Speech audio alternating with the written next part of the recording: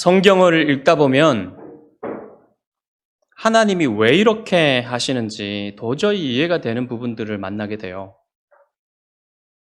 성경에 처음부터 그런 부분들이 나옵니다. 하나님이 왜 이 세상에 죄가 들어오는 것을 허용하셨을까? 하나님이 설명을 안 해주십니다. 요한계시록까지 읽어봐도 그 이유에 대해서 설명해 주시지 않아요. 의로운 아벨은 죽게 내버려 두시고 왜 아벨을 죽인 가인은 보호하셔서 오래 살게 하셨을까? 아브라함의 자손 중에 왜 야곱을 택하셔서 이스라엘의 조상이 되게 하셨을까? 설명해 주지 않습니다. 우리가 충분히 살펴봤죠? 야곱의 개인적인 그 모습, 삶에는 그 사람이 하나님의 백성의 조상이 될 만한 이유가 없어요. 끝까지 하나님은 이것을 우리에게 가르쳐 주시지 않습니다. 드러난 것은 우리에게 주어진 지식이지만 감춰진 것은 하나님께만 속한 지식이에요. 그런데 우리가 성경을 읽거나 또 우리의 삶을 살면서 한 가지 확실한 것이 있어요. 그것은 하나님이 모든 일을 하실 때 하나님 자신의 영광을 위해서 하신다는 겁니다. 여러분, 천지를 하나님이 왜 창조하셨습니까? 바로 대답이 나와야 됩니다. 성경을 아시는 분들이라면. 하나님의 영광을 위해서 만드셨습니다. 여러분, 사람은 왜 만드셨습니까? 하나님의 영광을 위해서 만드셨습니다. 여러분 인생, 남은 인생은 무엇을 위해서 있습니까? 하나님의 영광을 위해서 있습니다. 라고 대답을 하셔야 돼요. 대답만 하시지 말고 여러분의 마음속에 이것이 세계관이 되게 하셔야 돼요. 사물의 이치나 사건들을 볼 때, 이 세상이 흘러가는 것들을 볼 때 여러분 어떤 세계관을 가지고 보셔야 됩니까?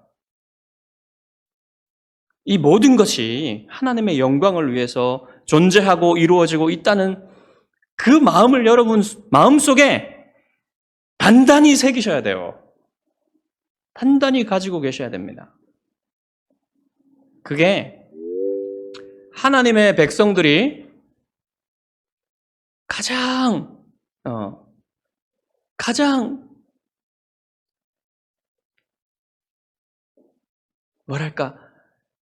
가장 처음으로 바뀌어야 될 그 마음이 그겁니다. 여러분 성경을 읽을 때 사람들이 빠지는 오류가요. 성경을 잘못 읽는, 성경을 읽었어도 완전히 하나님이 의도하신 방향과는 다른 결론을 내는 이유가 뭔지 아십니까? 가장 큰 오류가 인간 중심적으로 성경을 읽기 때문에 그래요. 인간 중심적으로 보고 성경을 읽으면요, 이 성경의 신학이 하나님을 우리에게 알려주는 그 계시가 인간의 수준으로 쪼그라들어요. 그거밖에 안 보이는 겁니다. 그런데 하나님 중심적으로 또 하나님의 영광을 중심에 놓고 성경을 읽으면 여러분 이 성경의 위대한 말씀들이 드디어 여러분에게 드러나게 돼요. 보여지게 돼요. 하나님 그 생각을 가지고 그 목적을 가지고 성경을 읽는 사람에게 그것을 보여주십니다. 오늘 이 본문은 짧은 본문이죠. 9절부터 12절. 우리가 이때까지 창세기부터 해온 중에 가장 짧은 본문인 것 같습니다. 근데 이 본문은 하나님과 모세의 짧은 대화예요. 제가 여기서 끊을까 더 갈까 참 고민을 했어요. 근데 할 말이 너무 많아가지고 여기서 끊었습니다. 여기서도 하나님이 이 대화 속에서 하나님이 왜 무슨 목적으로 이스라엘을 구원하시는지를 드러내 주시고 계세요. 그것은 비단 이스라엘을 구원하는 목적만이 아니라 여러분들을 구원하시는 목적을 분명히 얘기해 주시는 겁니다. 하나님이 여러분을 왜 구원하십니까? 대답해 보세요, 여러분. 예, 하나님의 영광을 위해서 여러분을 구원하신다는 사실을 여러분 어디에서나 발견하실 수 있어야 됩니다. 오늘 하나님이 대화 속에서 그것을 말씀해 주시고 또 전체 맥락 속에서 출애굽기 맥락 속에서 또 그것을 다 보여주시는 거예요. 여러분 옛 개혁주의 교리문답들을 계승한 뉴시티 교리문답은 이렇게 말해줍니다. 제4문답에 이렇게 묻고 답해요. 하나님은 어떻게 그리고 왜 우리를 창조하셨습니까? 하나님은 우리가 그를 알며 그를 사랑하며 그와 함께 살며 그에게 영광 돌리도록 우리를 자기 형상을 따라 남자와 여자로 창조하셨습니다. 그리고 하나님에 의해 창조된 우리는 그의 영광을 위해 사는 것이 마땅합니다.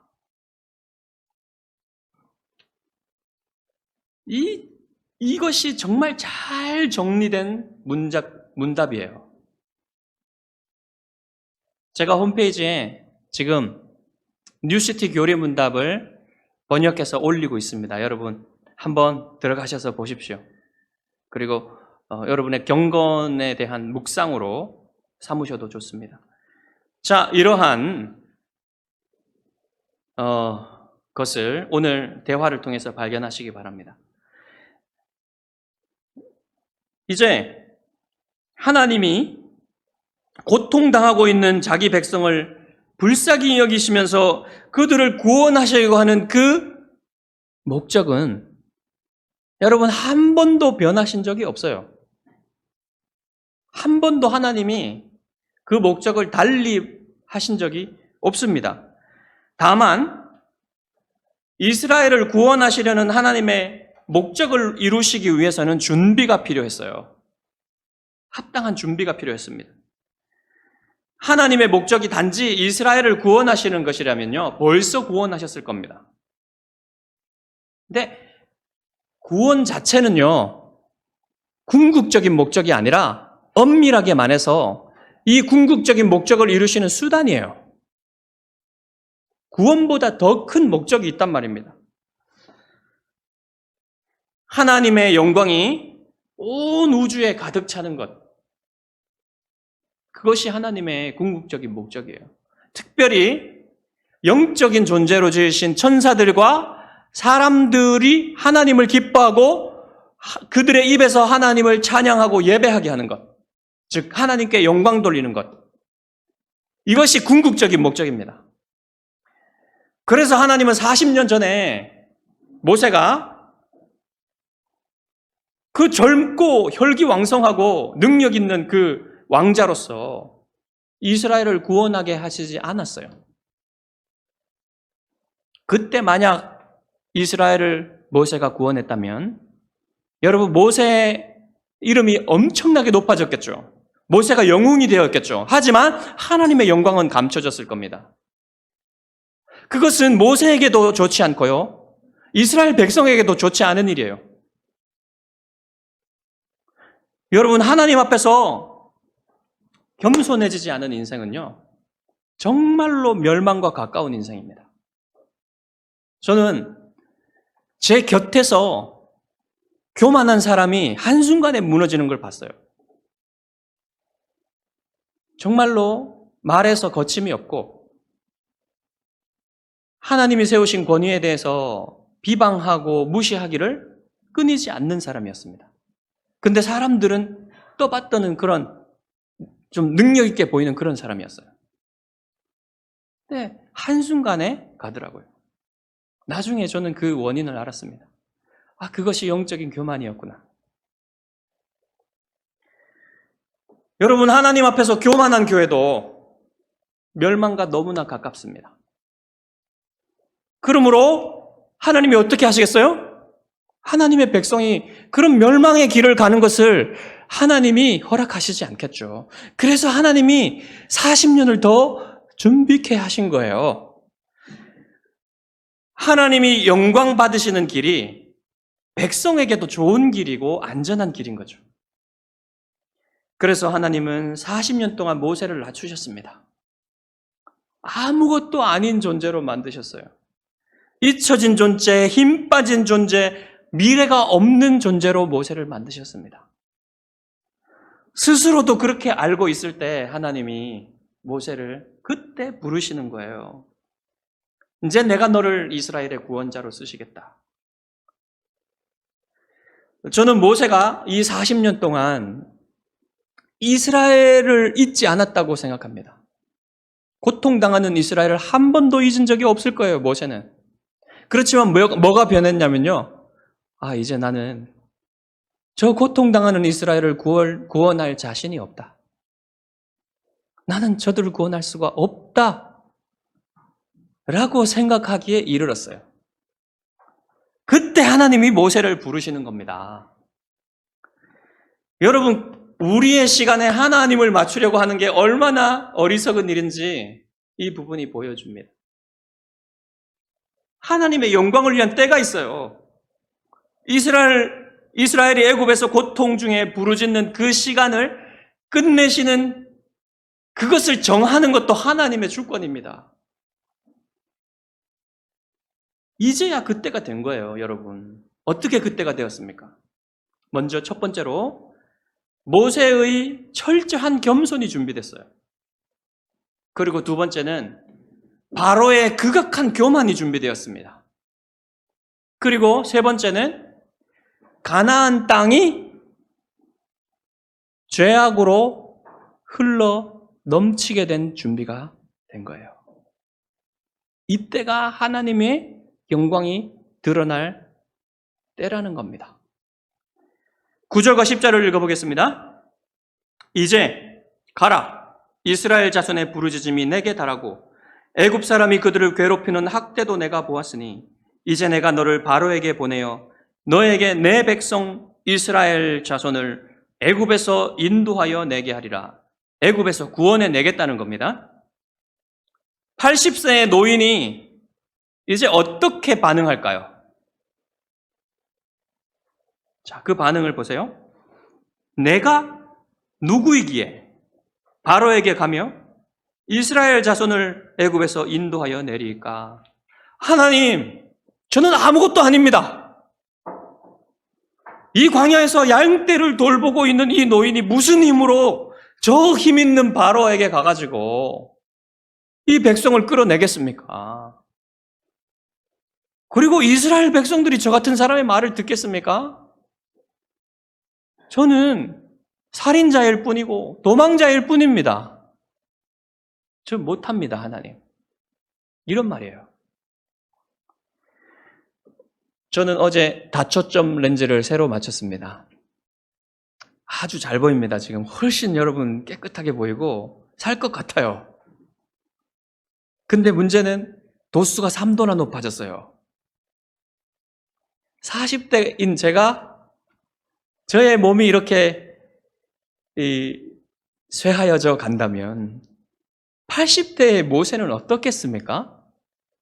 여러분 80세가 되면요. 이제 인생 거의 다 산 거예요. 하나님의 이 말을 들을 때 모세의 기분이 어떻겠습니까? 생각이. 안 됩니다, 하나님. 저는 못합니다. 이랬을 거예요. 그런데 하나님이 생각은 달라요. 우리의 생각과 하나님의 생각은 다릅니다. 이렇게 못하겠다. 나는 전혀 자신감이 없습니다라고 하실 때 하나님 부르시는 거예요. 지금 하나님은 우리 모든 그리스도인들을 향한 하나의 삶의 원리를 우리에게 가르쳐 주고 계십니다. 모세만 하나님 나라에서 일할 게 있는 게 아니라 여러분들도 다 하나님 나라에서 일할 게 있어요. 하나님이 여러분을 쓰시겠다 하시면 하나님이 여러분을 불러내셔서 구원하셔서 무엇을 하시려고 불러내신 겁니까? 구원하신 겁니까? 하나님의 일을 하게 하시기 위해서 불러내신 거예요. 그가 우리를 대신하여 자신을 주심은 모든 불법에서 우리를 속량하시고 우리를 깨끗하게 하사 뭐 하신다고요? 선한 일을 열심히 하는 자기 백성이 되게 하려 하심이니라. 선한 일은 무엇입니까? 하나님의 일이고요. 하나님 나라의 일이고요. 교회의 일이고요. 하나님의 영광을 위하는 모든 일들이 다 선한 일들입니다. 그것을 하시기 위해서 여러분을 구원하시고 여러분을 거룩하게 하시고 여러분을 일꾼 되게 만드신다는 거예요. 하나님이. 그런데 하나님이 일을 하시는 순서가 어떻게 됩니까? 먼저 사람을 겸손하게 만드시고 나서 그 다음에 쓰신다는 거예요. 이게 일의 순서입니다. 하나님께 쓰임받는 사람은요, 자기 자신이 나 같은 사람이면 하나님께 쓰임받을 수 있겠지 이런 마음이 없어요. 반대입니다. 나는 하나님의 위대한 일을 할 수 있는 능력이 없어요. 이런 인식이 있어요. 하나님께 쓰임받는 사람들. 그 인식이 있는 사람들을 하나님이 불러서 쓰십니다. 여러분, 우리의 힘으로 하나님의 일을 이룰 수 있는 게 없어요. 여러분, 하나님의 일은 무엇입니까? 가장 중요한 일이 무엇입니까? 사람을 구원하는 일 아닙니까? 사람을 구원해서 교회를 이루시고 그 교회를 통해서 하나님의 영광을 나타내시는 일이 하나님의 일이에요. 그 일을 위해서 여러분, 우리의 능력으로 할 수 있는 게 하나라도 있는지 보십시오. 한 개도 없어요, 여러분. 우리의 힘으로 누구를 구원할 수 있겠습니까? 우리의 힘으로 여러분 우리가 아무리 잘 가르치고 아무리 능력 있고 아무리 돈이 많고 지위가 높아도요 한 사람도 거룩하게 만들 수 없습니다. 그것은 다 성령 하나님께서 하시는 일이에요. 우리가 성령 하나님께 의지하지 않는다면 여러분 어떻게 하실 수 있겠습니까? 이 일을. 그래서 겸손해지지 않으면요 하나님의 일을 할 수 있는 준비가 안 된 겁니다. 그래서 하나님은 먼저 사람을 겸손하게 만드시고 쓰세요. 그래서 하나님이 40년 동안 모세를 준비하시는 겁니다. 왜 40년이나 걸렸을까요? 여러분, 모세는 우리하고 다릅니다. 모세는요, 정말 구약시대에 세 손가락 안에 꼽는 중요한 사람이에요. 옛 언약의 중보자가 될 사람입니다. 그렇기 때문에 그토록 오랜 시간에 철저한 낮아짐이 필요했어요. 그러면 여러분 어떻게 해요? 할 수 없다고 믿는 사람에게 하나님이 뭐라고 대답을 하셔야 됩니까? 하나님이 직접 하시겠다고 얘기하시면 좋지 않겠습니까? 이 모든 일을 하나님이 그냥 직접 하시면 얼마나 좋을까요? 근데 하나님은요, 이렇게 죄인인데 낮추어진 사람, 겸손해진 사람을 사용해서 하나님의 일을 하기를 즐거워하십니다. 왜 그럴까요, 여러분? 여러분 대답해 보십시오. 왜 그럴까요? 답이 있어요. 대답해 보세요. 하나님이 영광 받으시기 위해서. 그렇게 하시는 것이 하나님이 더욱 영광 받으시는 길입니다. 여러분 왜요? 우리가 다 죄인이잖아요. 죄인이란 말은 무엇입니까? 하나님을 미워하고 하나님을 대적하고 하나님과는 상관없는 삶을 살고 하나님을 무시하는 사람입니다. 그런 사람을 변화시키셔서 하나님의 영광을 위해 사는 겸손한 사람이 되게 하시는 것으로 하나님은 영광을 받으세요.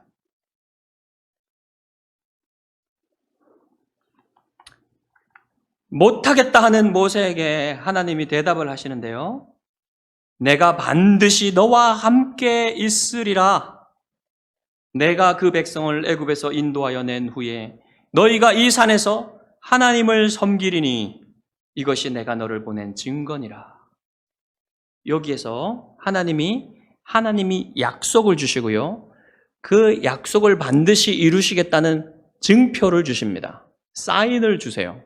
두 가지를 주시는데, 먼저 내가 반드시 너와 함께 있겠다고 약속을 하세요. 너는 할 수 없어도 내가 너와 함께하면 할 수 있다. 여러분, 이게 여러분이 들어야 될 말씀입니다.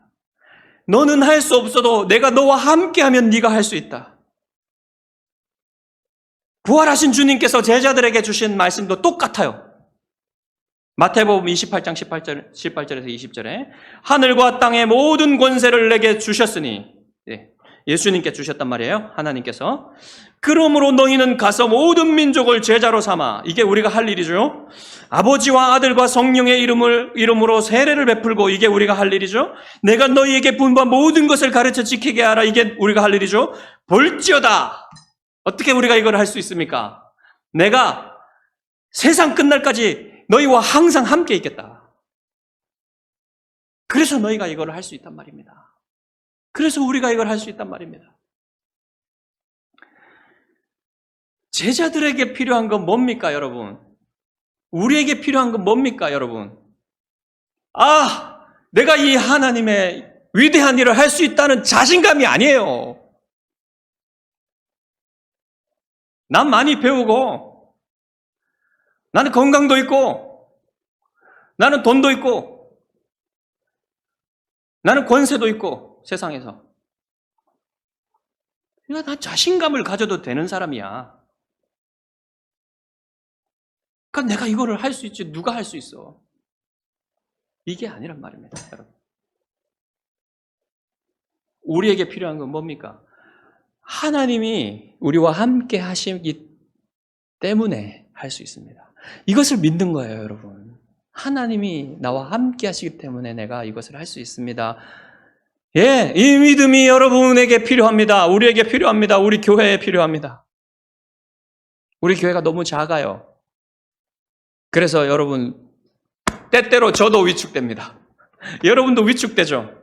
우리가 어떻게 이 작은 교회, 이 작은 공간, 저도 별 볼 일 없고 여러분도 죄송합니다. 여러분도 크게 별 볼 일 없는 사람들인데 어떻게 이것을 할 수 있습니까? 위축되죠? 그런데 하나님의 방법은 그게 아니라는 거예요, 여러분. 여러분, 이스라엘이 위대한 민족이 아니죠. 그런 민족이 어떻게 하나님의 영광을 위해서 일할 수 있습니까?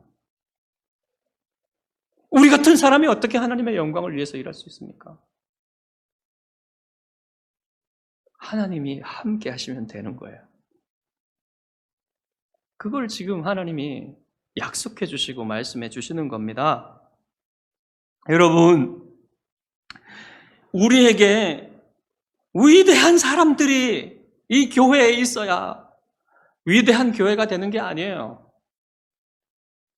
부자들과 권세자들과 많이 배운 사람들이 이 교회에 많아야 위대한 교회가 되는 게 아닙니다. 힘 있는 교회가 되는 게 아닙니다. 물론 그런 사람 좀 있었으면 좋긴 하겠어요. 배제하는 게 아닙니다. 그런 사람들도. 그렇지만 그런 사람이 있어야 위대한 교회가 되는 게 아니에요, 여러분. 하나님이 함께 하셔야 위대한 교회가 되는 겁니다. 여러분 개인의 삶도 마찬가지입니다.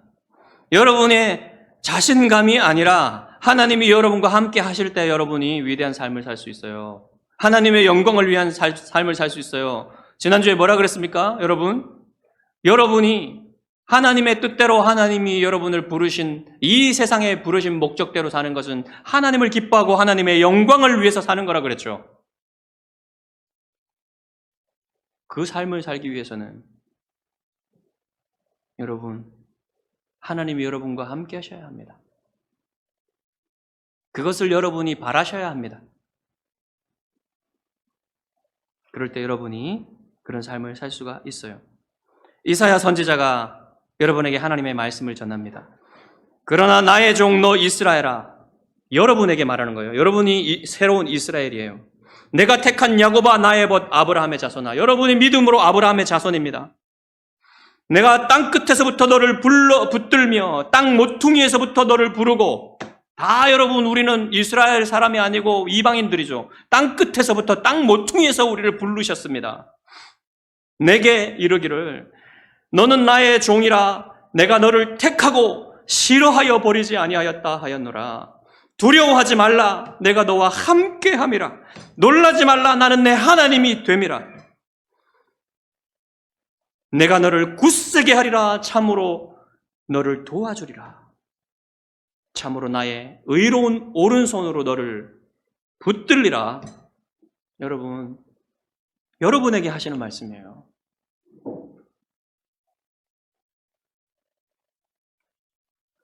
하나님이 여러분을 택하시고 여러분을 구원하시고 여러분을 강하게 하신단 말입니다. 붙들어 주신단 말입니다. 도와주신단 말입니다. 두려워하지 말고 담대하라고 말씀하십니다. 놀라지 말라고 말씀하십니다.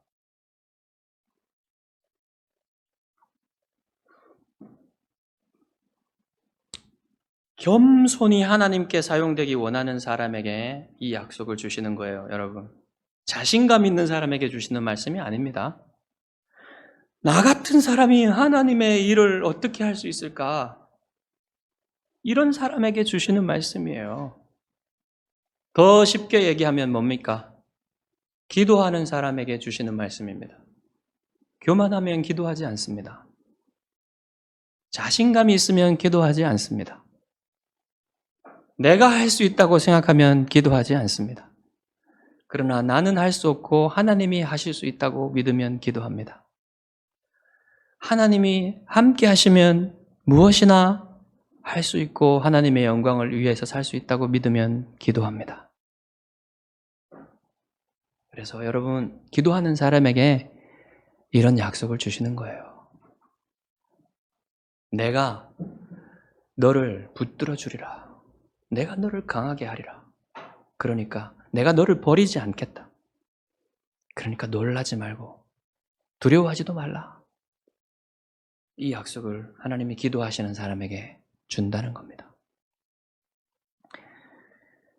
여러분, 하나님이 무엇이나 우리가 구하시는 것을 들어주실 수 있지만 하나님의 영광을 위해서 들어주시지 않을 때도 있습니다. 거절하시는 것도 하나님의 영광을 위해서예요. 하나님이 오랫동안 기다리라고 하시는 것도 하나님의 영광을 위해서입니다. 즉각 놀랍게 응답하시는 것도 하나님의 영광을 위해서예요. 그 생각을 여러분 마음에 새기십시오. 기도할 때. 그래서 이스라엘도 그렇게 오랫동안, 여러분 400년, 우리는 36년간 일제에 종사를 그렇게 식민지로 지냈을 때 지금도 얼마나 미워합니까? 일본을. 이제 그만할 때도 됐어요, 사실. 이제 그만할 때도 됐습니다. 저는 이 일본 사람들을 미워하는 마음도 있고요. 또 불쌍히 여기는 마음도 있고요. 잘 지내고 싶은 마음도 있습니다. 잘 지내야 좋은 거예요. 그러니까 잘 풀어나가야 됩니다, 관계를. 그냥 미우니까 서로 잘 못 지내겠다 하는 것은 안 좋은 거예요. 무엇으로나도 안 좋은 거예요, 여러분. 그게 여러분 바른 생각입니다. 그렇게 36년을 그렇게 살아가지고 이렇게 미워하게 되었는데 여러분 400년 동안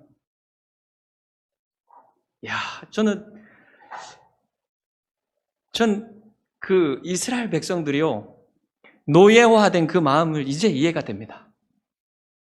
400년이니까요. 400년.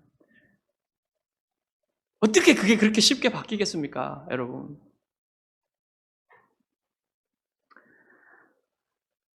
근데 하나님 왜 그렇게 오래 기다리게 하셨을까요? 조금 한 100년 내에 끝내주셨으면 안 되겠습니까? 근데 여러분, 다 하나님의 영광을 위해서 그렇게 하셨습니다. 인간 중심적으로 생각하면요, 하나님 너무 무자비하신 거예요. 어떻게 400년간을 그렇게 하실 수 있겠습니까? 여러분, 우리가 성경을 읽을 때 인간적으로 보면 안 됩니다. 인간 중심적으로. 하나님 중심적으로 읽어야 비로소 성경이 여러분 성경으로 다가옵니다. 저는 사역자가 되려는 생각은 전혀 하지 않았습니다. 대학교에 갈 때. 선교단체에 들어가고 싶은 생각도 전혀 없었어요. 절대로 나는 선교단체에 안 들어가겠다. 전임사역자도 절대로 되지 않겠다. 이런 생각을 제가 가지고 갔어요. 근데 웬걸? 학교에 들어가자마자 CCC에 우리 과의 친구가 저를 CCC에 데려다 놓고 자기는 CCC에 안 나오고 제 혼자 CCC에 남아가지고 4년 동안 훈련받았습니다. 그리고 2학년 때는 제가 미국의 어떤 선교단체 학교 대표로 갔는데 선교 대회에 거기에서 하나님께 전임사역자로 자기를 드릴 분 나오라고 그럽니다. 그래서 제가 나갔어요.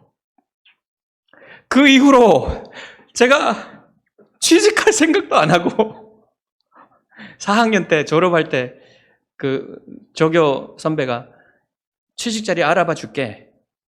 그랬는데 제가 이미 저는 마음을 정했기 때문에 딱 무시해버렸습니다. 후회가 되더라고요, 나중에. 그게 취직 좀 해보고 사회생활 좀 해보고 했으면 더 좋지 않았을까? 그런 생각도 했었습니다.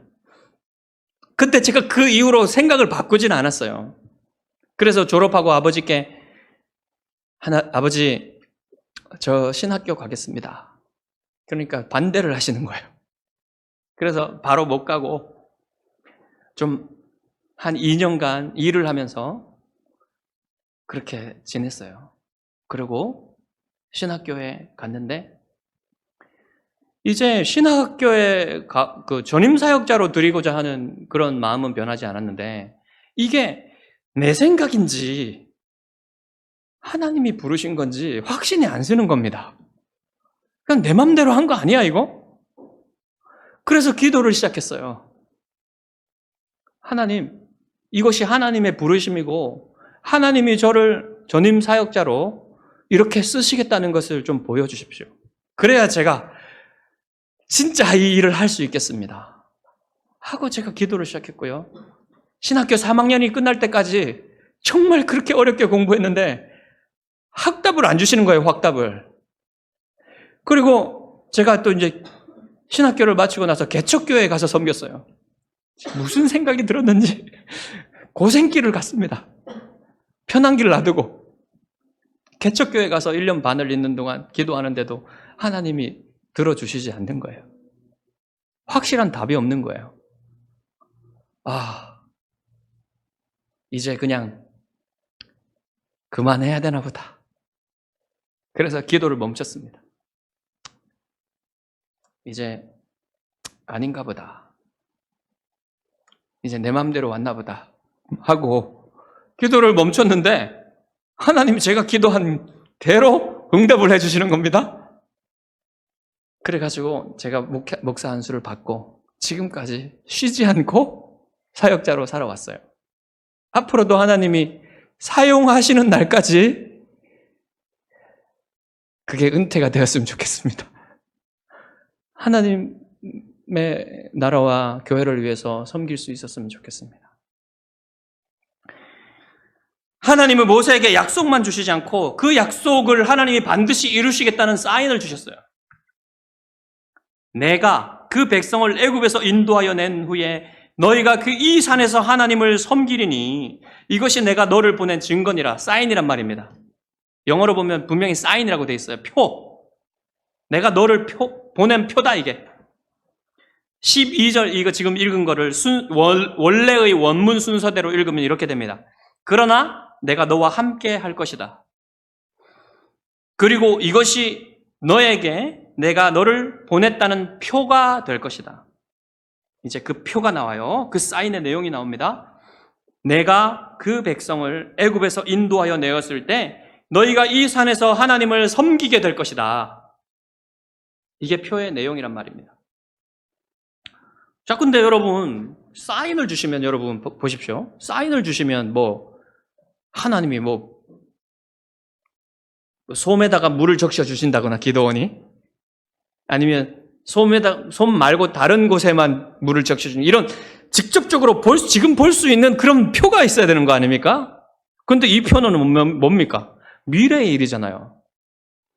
이 미래에 이루어질 일을 표라고 보여주신다는 겁니다. 하나님이. 이게 무슨 도움이 되겠습니까? 지금 모세가 확신하는데 무슨 도움이 되겠습니까? 지금 하나님이 모세에게 미래를 확정적으로 얘기하고 계시죠. 미래에 이루어질 일에 대해서 확정적으로 얘기하고 계시죠. 하나님이요, 여러분, 우리하고 달라서요, 하나님은 이 역사 전체를 통으로 보십니다. 현재로 보세요. 과거와 현재와 미래가 다 하나님의 눈에는 하나로 보입니다. 그러니까 여러분의 인생 하나님은 다 아세요. 어디까지 하시겠습니까? 여러분의 지금 의도의 흐름, 여러분의 의식의 흐름, 그리고 여러분이 내일 뭐 하실 것을 다 아세요. 여러분이 어떻게 선택하실 것도 다 아세요, 하나님이. 그게 하나님의 전능한 지식입니다. 전지한 지식입니다. 그래서 하나님은 모세가 이스라엘을 애굽에서 인도해 낸 것을 기정사실로 말씀하시는 거예요. 이미 기정사실이다, 이거는. 하나님이 보시기에. 그렇죠? 이것이 모세가 듣기에는 굉장히 기이하게 느껴집니다. 그렇지만 이 기정사실화된 얘기를 하나님이 말씀해 주실 때 모세가 여러분 더 확신할 수 있지 않겠어요? 하나님이 기정사실로 말씀하시니까. 미래는 이것이 이루어지겠구나. 그리고 그것만 말씀해 주시는 게 아니라 출애굽의 1차 목적지를 가르쳐 주십니다. 출애굽한 이후에 1차 목적지가 가나안 땅이 아니라 이 산이 될 것이다. 이 산으로 와야 된다, 니네가. 그러면 여러분, 우리가 목적지를 알면 편안하죠. 안심이 되죠. 목적지도 모르고 여행을 떠나면 어떻습니까, 여러분? 불안하잖아요. 이게 어디로 가게 될까? 물론 도전하는 재미도 있겠지만, 그것이 여러분 개인적인 여행일 때는 그렇지만, 이 엄청난 민족을 이끌고 가야 되는 모세에게는 이 목적지가 없다는 것은 불안한 거예요. 근데 하나님이 목적지를 가르쳐 주신 이 산, 내가 너를 만나준 이 하나님의 산, 여기가 너희 1차 목적지가 될 것이고, 여기에서 너희가 뭐를 하게 될 것이다? 하나님을 섬기게 될 것이다. 목적지만 가르쳐 주는 것이 아니라 출애굽의 목적, 하나님이 구원하시는 목적이 뭐냐면 하나님을 이 산에서 섬기는 것. 쉽게 말하면 여러분 뭡니까? 그게 하나님을 예배하는 것이란 말이에요. 즉 하나님께 영광 돌리는 것. 이것이 구원의 목적이다. 이렇게 가르쳐 주고 계시는 것입니다. 그래서 여러분, 제가 여러분에게 묻습니다. 여러분의 목적은 천성에 이르는 것이죠? 그 천성에 이르기까지 여러분 하나님께 영광 돌리면서 사는데, 그 천성에 이르기 전에 여러분의 1차 목적지는 어디입니까? 다시 말하면 이런 말입니다. 여러분이 이 땅에 남은 인생을 사시면서 여러분의 하나님께 영광 돌리시기 위해서 무엇을 하기를 원하십니까? 무엇을 이루시기를 원하십니까? 여러분의 남은 인생의 목적은 무엇입니까? 여러분이 하나님 나라에서, 하나님의 교회에서 하나님이 주신 은사와 재능으로 하나님은 어떻게 여러분 하나님을 섬기고 하나님의 교회를 섬기고 하나님의 나라를 위해서 일하실까? 그 은사와 그 섬김은 무엇입니까, 여러분? 그것을 묻는 거예요. 여러분, 이것을 여러분 분명히 하셔야 됩니다. 이것을 분명히 하셔야지 여러분 남은 인생을 하나님의 영광을 위해서 분명히 목표를 가지고 살 수 있어요. 단지 천성만 가겠다, 그것만으로는 부족합니다. 이 남은 인생을 저 전생에 이르기까지 어떻게 살겠다, 무엇을 위해 살겠다 하는 그런, 이게 뭡니까 여러분? 우리가 얘기하는 비전이에요. 비전. 여러분 인생을 향한 하나님의 비전. 그게 뭡니까? 그게 있기를 바랍니다. 여러분에게. 그것을 정리하시길 바랍니다.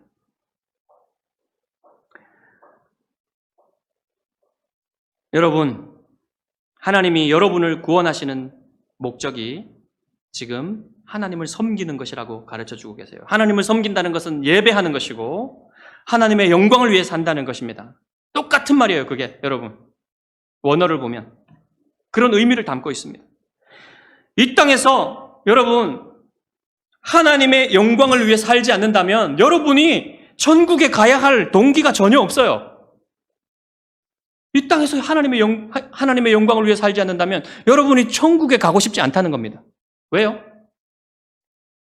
천국에 가면요, 유일한 기쁨이 하나님의 영광을 위해 사는 거예요.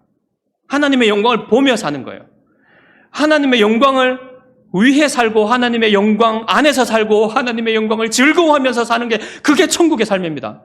그러면 여러분, 이 땅에서 그런 마음이 전혀 없는 사람이 천국에 가고 싶겠습니까? 네, 그렇지 않겠다는 것입니다. 여러분, 그래서 이렇게 살기 위해서는 오늘 말씀하신 것처럼 여러분 무엇보다도 하나님 앞에서 겸손하게 되기를 구하십시오. 하나님 앞에서 겸손하게 되기를 간구하십시오. 기도하십시오. 저는 사실 이렇게 구하는 게 좀 겁나요. 왜냐하면 겸손하게 되기 위해서는요, 엄청 아파야 돼요. 여러분. 자기 교만을 들여다봐야 되고요. 직면해야 되고요. 그 교만과 맞서 싸워야 되고요. 사람들 앞에서도 자기 자신을 부인해야 됩니다. 그게 정말로 쉽지 않은 일인데, 그렇지만 하나님 앞에서 겸손하게 되면 여러분이 하나님의 영광을 위해서 살게 되고 여러분이 하나님의 기쁨을 체험하게 됩니다. 그리고 여러분 하나님이 여러분과 함께 하심을 믿으십시오. 그리고 함께 하심을 더욱 구하십시오. 여러분의 삶에 하나님의 임재가 더욱 강하여지기를, 여러분의 눈이 하나님 여러분과 함께 하시는 것을 더욱 밝히 보시기를 구하십시오. 그래서 여러분의 남은 인생이 하나님의 영광을 위해서 아름답게 드려지기를 예수 그리스도의 이름으로 축복합니다. 기도하겠습니다.